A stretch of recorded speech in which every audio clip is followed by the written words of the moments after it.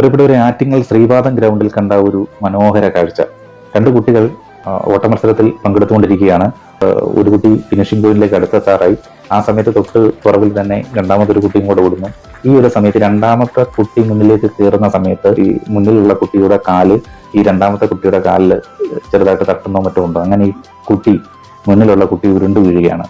ഈ സമയത്ത് രണ്ടാമത് നിന്ന കുട്ടി മുന്നോട്ട് പോയെങ്കിലും ആ കുട്ടി ഫിനിഷിംഗ് പോയിന്റിലേക്ക് എത്തിയില്ല. ആ കുട്ടി ചെയ്ത് എന്താണെന്ന് വെച്ചാൽ മടങ്ങി വന്ന താഴെ വീണ കുട്ടിയെ പിടിച്ചെഴുന്നേൽപ്പിക്കുന്ന ഒരു കാഴ്ചയാണ്. അപ്പൊ അതാണ് ഒരു സ്പോർട്സ്മാൻ സ്പിരിറ്റ്. അല്ലെങ്കിൽ അതിനപ്പുറം ആ കുട്ടി ഒരു നല്ല മനസ്സിനുടമയാണ് കേട്ടോ. ഈ കുട്ടിയെ പിടിച്ചെഴുന്നേൽപ്പിക്കുക മാത്രമല്ല, ആ കുട്ടിയെ മുന്നോട്ട് തള്ളി ഇട്ട് ഓടാൻ വിടുകയും ഒക്കെ ചെയ്യുകയാണ്. അങ്ങനെ ആ കുട്ടി ഫിനിഷ് ചെയ്യുകയും ചെയ്യുന്നു.